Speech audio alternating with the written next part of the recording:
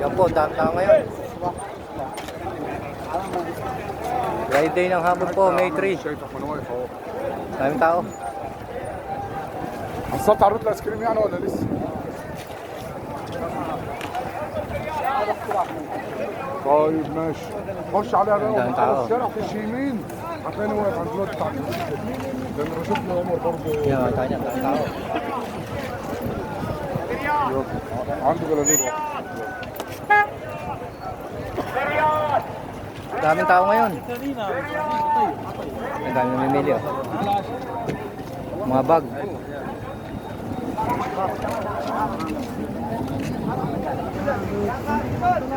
Yan, silakbayan na namimili.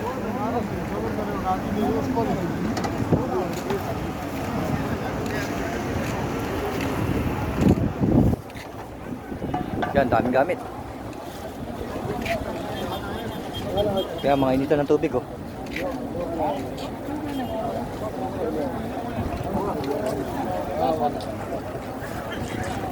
Daming tao ngayon oh.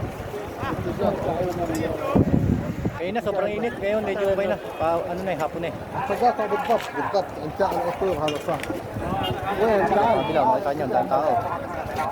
شوف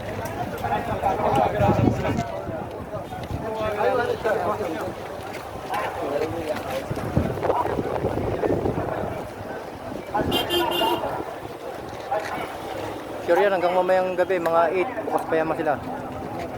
Pasyal po kayo dito pag ano.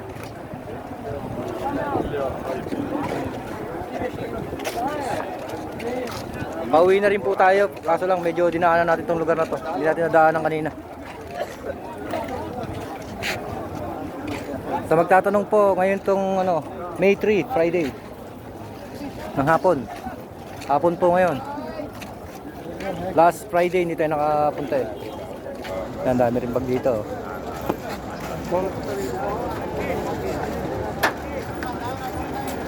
No, dito mga titinda, mga vacuum. Vacuum yata to, mga vacuum. Dip natin yung vacuum.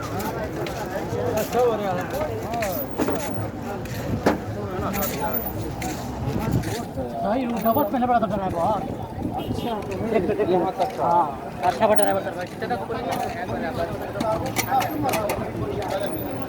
طولك اشغال يجيك انا Yung iba sa mga sasakyan na nagbebenta. Hindi na naglalatag.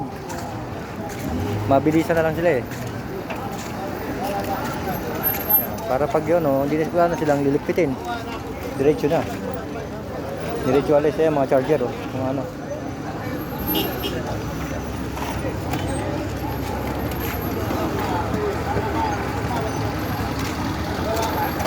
Dito mga plancha. Talagang hanapin mo talaga yung ano, magandang klaseng plancha. Kaya katulad yan, yung mga sira na oh. Diba? Wala na yung pinamanga ano nila. Yan, mga sira na. Sayang naman, bibili pa ng sira, diba? Medyo marami naman dito sa Harrods na ano eh. Matino pa. أعطينا بواحد غيرهم خيونا هنا وبرين Ayun. Tatawaran sila, tawad muna. Yan doon, ang daming tao doon. Oh. Patao ngayong araw.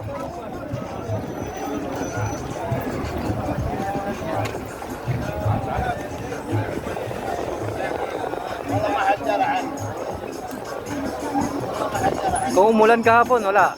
Hindi makakapagharap ngayon. Sure yan. Kasi nung isang araw, baha dito. Mabuti yung minto na.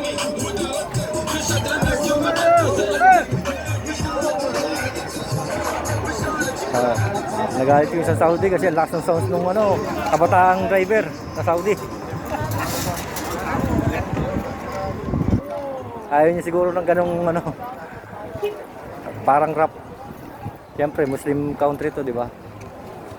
Eh siguro yung driver na kabataan na yun, na Saudi, medyo ano na, hindi na siya masyadong ano ba, sa gantong lugar. Okay lang sa kanya mag-sounds ng ganon. Siyempre, parang walang respeto, di ba? Ganun lang yun. May mga kabataan kasi dito, lalo na yung mga ano, iba na hindi nakapag-aaral halos. Yan, ganyan ang ugali nila.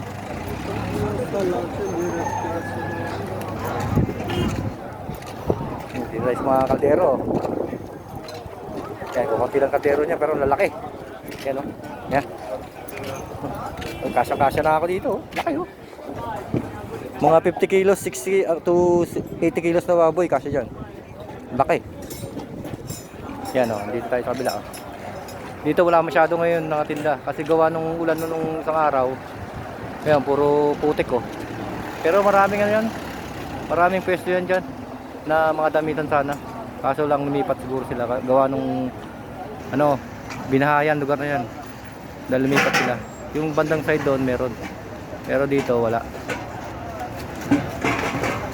Ayan. Okay po, thank you for watching. God bless po.